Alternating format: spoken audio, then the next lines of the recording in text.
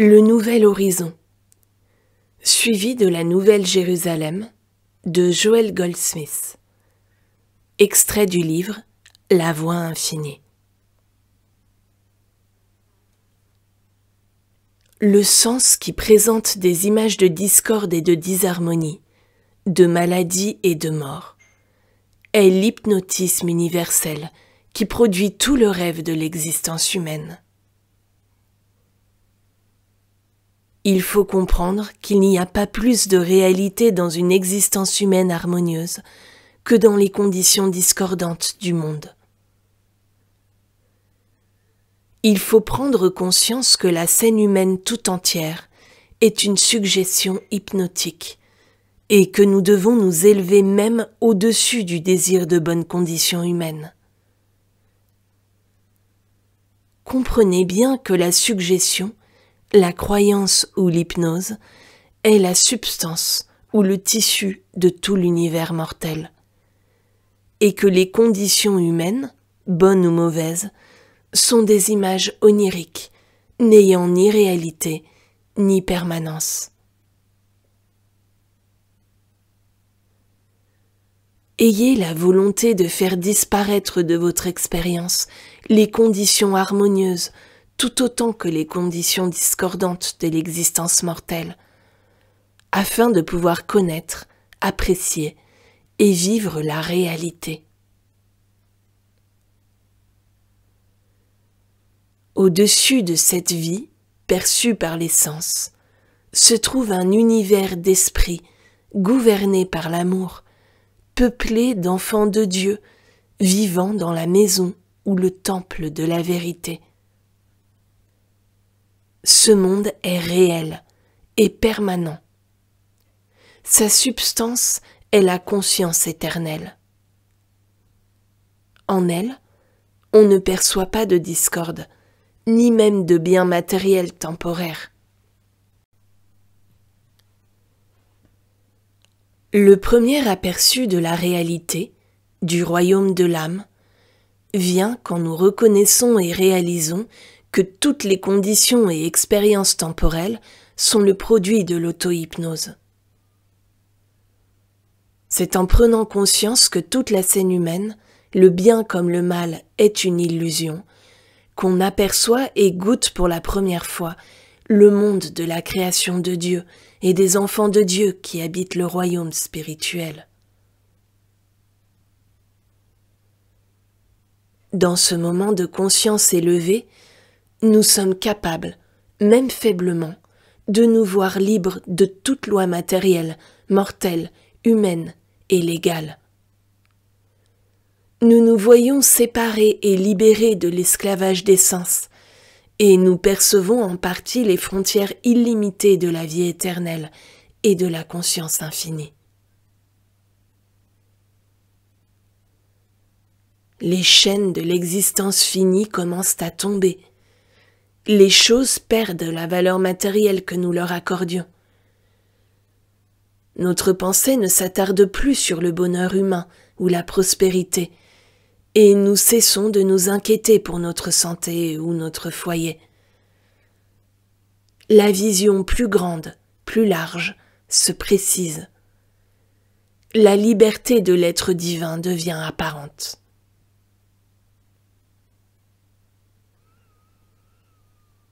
Au début, c'est comme si nous regardions le monde basculer devant nous et disparaître derrière l'horizon. Nous ne ressentons plus aucun attachement à ce monde, aucun désir de nous y accrocher. Sans doute parce que cette expérience n'a lieu, dans une large mesure, que lorsque la plupart de nos désirs pour les choses de ce monde ont été dominés. On est d'abord incapable d'en parler, avec le sentiment « ne me touche pas, car je ne suis pas encore monté ». Je suis encore entre les deux mondes. Ne me touchez pas, ne me faites pas parler, car cela pourrait me tirer en arrière.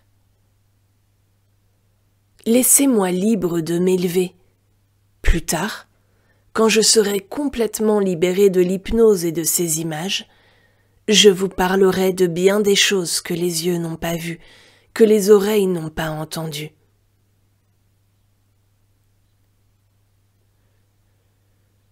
Une illusion universelle nous enchaîne à la terre, aux conditions temporelles. Il faut bien comprendre cela, car seule cette compréhension peut nous permettre de réduire l'emprise de l'illusion sur nous. Plus nous sommes fascinés par les conditions de bien humain, plus est grand notre désir des bonnes choses de la chair, plus l'illusion est forte. Plus notre pensée demeure sur Dieu, sur les choses de l'esprit, plus nous nous libérons des limitations. Ne pensons ni aux dissonances, ni aux harmonies de ce monde. Ne craignons pas le mal, et n'aimons pas le bien de l'existence humaine. L'influence hypnotique diminue dans notre expérience, dans la mesure où nous y parvenons. Les liens terrestres commencent à disparaître. Les entraves de la limitation tombent. Les conditions erronées font place à l'harmonie spirituelle. La mort cède le pas à la vie éternelle. Notre ascension commence dès que nous jetons le premier regard sur le ciel d'ici et maintenant. Nous comprenons à présent cette ascension comme une élévation au-dessus des conditions et des expériences de ce monde. Et nous contemplons les nombreuses demeures préparées pour nous dans la conscience spirituelle, dans la perception de la réalité. Nous ne sommes pas esclaves du témoignage des sens. Nous ne sommes pas limités aux ressources visibles. Nous ne sommes pas restreints par les attaches ou les bornes visibles. Nous ne sommes pas enchaînés par les concepts visibles de temps ou d'espace. Notre bien coule du royaume infini invisible de l'esprit, de l'âme, jusqu'à notre perception immédiate. Ne jugeons pas de notre bien d'après une prétendue évidence perceptible. À partir des formidables ressources de notre âme, nous vient la prise de conscience instantanée de tout ce que nous pouvons utiliser pour une vie d'abondance. Aucune bonne chose ne nous est retirée lorsque nous regardons le grand invisible au-delà de l'évidence physique. Levez les yeux. Levez les yeux. Le royaume des cieux est à votre portée. Je brise pour vous le sentiment de limitation, comme preuve de ma présence et de mon influence dans votre expérience. Le je de vous, suis au milieu de vous, révélant l'harmonie et l'infini de l'existence spirituelle. Le je de vous, jamais un sens personnel de je, jamais une personne, mais le je de vous suis toujours avec vous. Levez les yeux.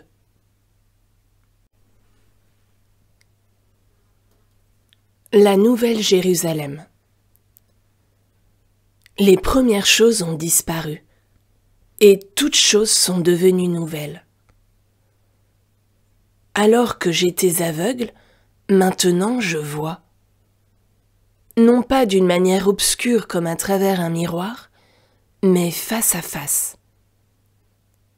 Oui, même dans ma chair j'ai vu Dieu. Les collines se sont retirées, et il n'y a plus d'horizon, mais la lumière du ciel éclaire toutes les choses.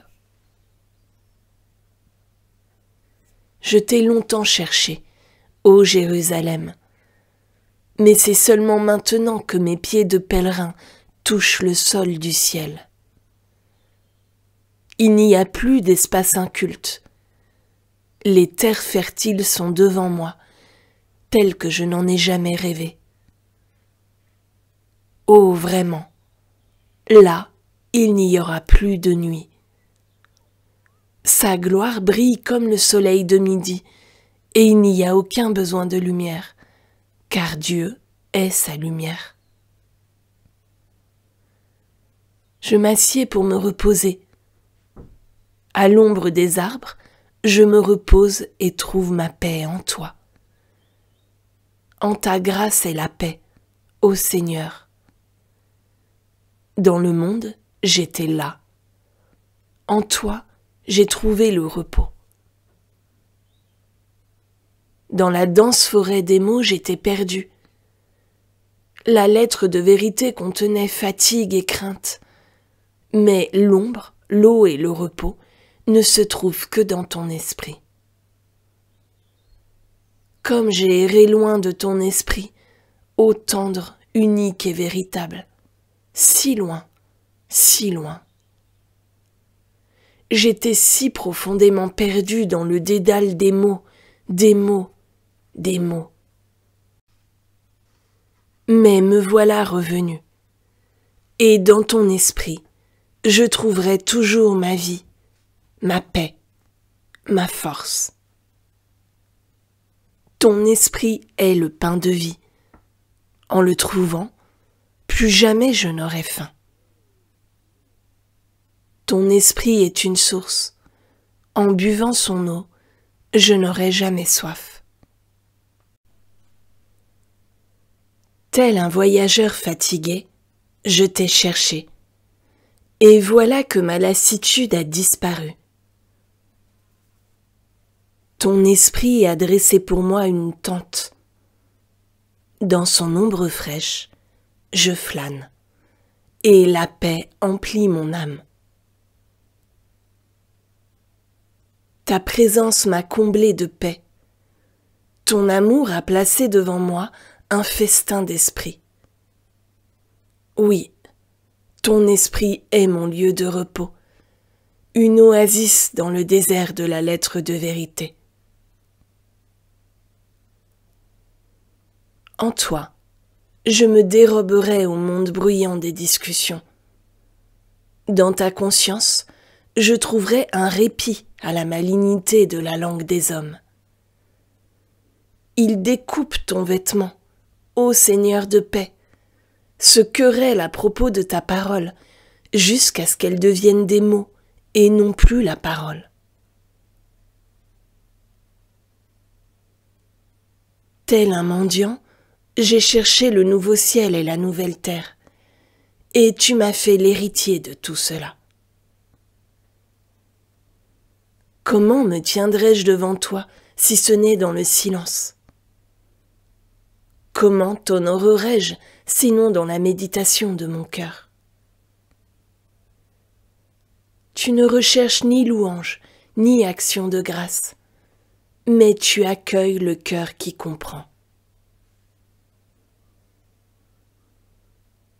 Je garderai le silence devant toi. Mon âme, mon esprit et mon silence seront ta demeure. Ton esprit emplira ma méditation. Il me rendra et me gardera complet. Ô toi, tendre, unique et véritable, je suis de retour en toi.